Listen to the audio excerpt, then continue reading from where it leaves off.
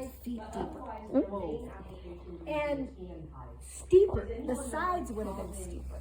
So as you walk out, thinking about walking out of this hole carrying as much meat or a hide, you dragging a hide, it would have been worse when they first hunted here.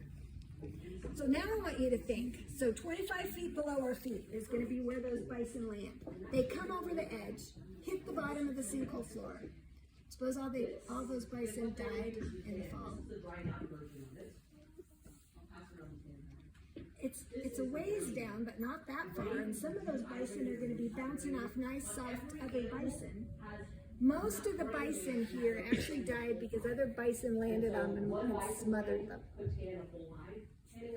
You know, if a 2,000-pound animal landed on you, you couldn't be able to breathe. But there would have been bison that came off at the end and bounced off the top of the pile, and they would have been alive and kicking. And you would not want to come down in this hole to start the butchery until all those bison were dead.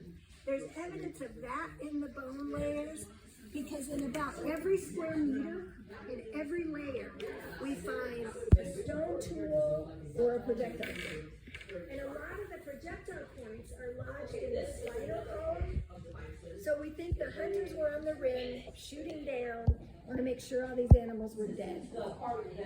Then the hard part started. The hides had to come off, all the meat had to come out of this hole. We think they likely camped 3.5 miles to the east, because that's the closest source of reliable water. After the hunters took the good stuff, left the garbage, when the spring rains came, when the spring rains come and the snow melts, lots of dirt and rocks come off the walls of the sinkhole. So it is filling in and getting wider and shallower over time. So after that first hunt, when dirt and rocks came off the walls of the sinkhole, those bones got covered up. There were 22 hunts here. There are 22 layers of bones below your feet. The bottom layer of bones is about as far below our feet as that beam is above our heads. We know that because in early 1970s, archaeologists from the University of Wyoming did really extensive excavations here. This is a picture of the sinkhole floor. And the archaeologists cross-trenched. They dug wall-to-wall, north-south, wall-to-wall, east-west. The east-west trench went under that boardwalk over there.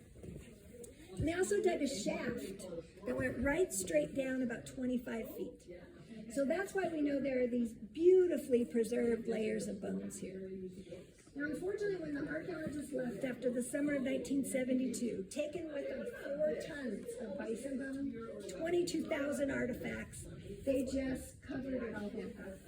That's what archaeologists do to protect what's left behind.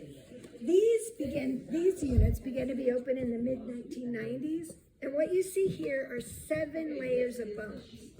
These are bones from the very last hunt, second to the last hunt, third to the last hunt, level 4 is over there. These are bones from hunts that happened in the 1700s.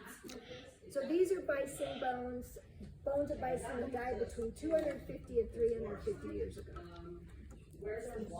Now these bones tell us a lot about the hunters and how they hunted.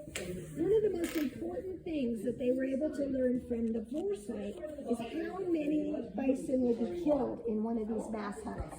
So these mass hunts were really common before horses and guns came into our area. They jumped bison off cliffs, they ran them into box canyons, they ran them into sinkholes.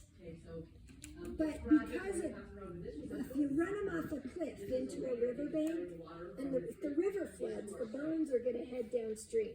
Here, all the bones stayed, if they didn't haul them out, and they stayed in these precise layers. So to estimate how many bison were killed in one single hunt, the archaeologists count this one. Where does this one go on a bison? What is it? Do you know? It's a vertebra that goes right behind the skull. Call it the atlas skull. It's that one right there. So there's one on a bison. We don't think these hunters had a use for this bone. So this is the one we count. There's one right there.